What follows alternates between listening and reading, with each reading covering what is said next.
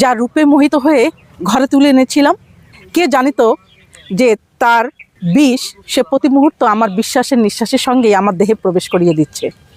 হ্যাঁ, আমি বলছি এমন একটি উদ্ভিদের কথা যাকে ভালোবেসে আমাদের বাংলাদেশে রোপণ করা হয়েছিল। আদরে সব জায়গায় তার যত্ন কদর অনেক মিলত, কিন্তু কেউ কি জানে যে এই উদ্ভিদ পরিবেশের জন্য, জীবনের জন্য কতটা হুমকি, কতটা ক্ষতিকর? আজ আমি বলতে এসেছি আকাশমণি উদ্ভিদের কথা। কত সুন্দর তার রূপ।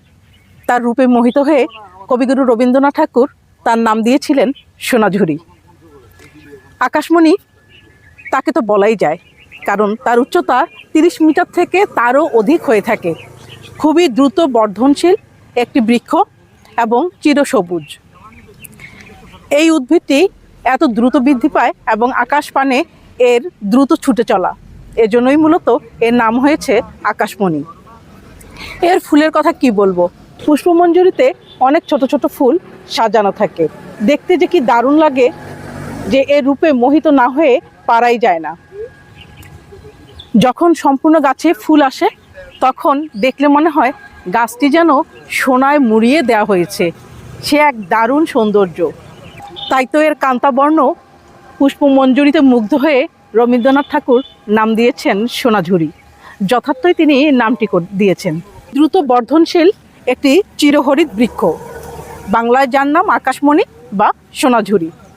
ইংরেজিতে রয়েছে এর অনেক নাম।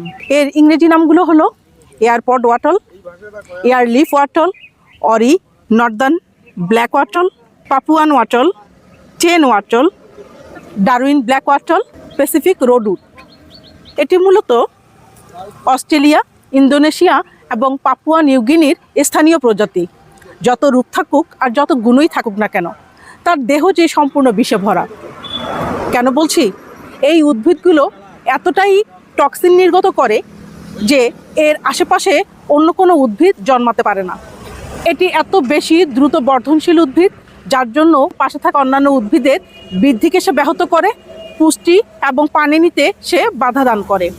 এর যে পর্ণবৃন্ত দেখা যাচ্ছে, এই পর্ণবৃন্তগুলো সহজে নষ্ট হয় না, যার কারণে এটি মাটিতে যখন পড়ে, মাটিতে পড়লে এগুলো পচে যায় না, যার জন্য টক্সিন নির্গত করতে থাকে এবং মাটির উর্বরতা শক্তি নষ্ট করে মাটিকে বিষাক্ত করে তোলে। এই জন্য এই আকাশমণি উদ্ভিদের নিচে কিন্তু অন্যান্য উদ্ভিদ সহজে জন্মলাভ করে না। এটি এত বেশি পানি শোষণ করে যে পানির লেয়ার অনেক নিচে নামিয়ে দেয় এবং অতিরিক্ত পানি শোষণের ফলে মাটিতে পানি কমে যায়। এর শেকড়গুলো মাটির গভীরে প্রবেশ করে না, যার কারণে মাটির উপরে থাকাতে যখন ঝড় বৃষ্টি হয় তখন গাছগুলো সহজেই উপড়ে পড়ে যায় এবং অনেক ক্ষয়ক্ষতি করতে পারে।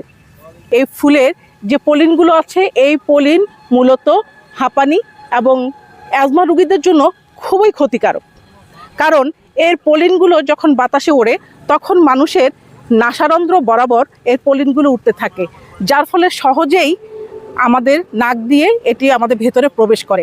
এর পলিন একটু স্টিকি, যার কারণে খুব সহজেই এটি আমাদের নাসারন্ধ্রে আটকে যায় এবং দেহের ভেতরে যে টক্সিন তৈরি করতে থাকে। অন্যান্য উদ্ভিদের আলো, পানি, বাতাস এবং পুষ্টি নেওয়া থেকে বঞ্চিত করার জন্য জীব বৈচিত্র্যের পরিবর্তন চলে আসে। পর্ণবৃন্ত এবং কাণ্ডে রয়েছে প্রচুর তেল, যার ফলে এটি অনেক বেশি দাহ্যতা তৈরি করতে পারে। এই জন্য সহজেই আগুন জ্বালাতে এটি বেশি ভূমিকা রাখে। এটি বন এবং বাড়ির আশেপাশে যদি থাকে তাহলে আগুন লেগে গেলে এটি সহজেই দাহ্যতা তৈরি করে এবং অনেক বড় দুর্ঘটনা ঘটে যেতে পারে। কাজে আমরা যদি আমাদের পরিবেশ, আমাদের বাস্তুতন্ত্র যদি রক্ষা করতে চাই, আমাদের জীবন যদি রক্ষা করতে চাই, তাহলে আমাদের অবশ্যই উচিত ধরনের উদ্ভিদকে রোপণ করা থেকে বিরত থাকা।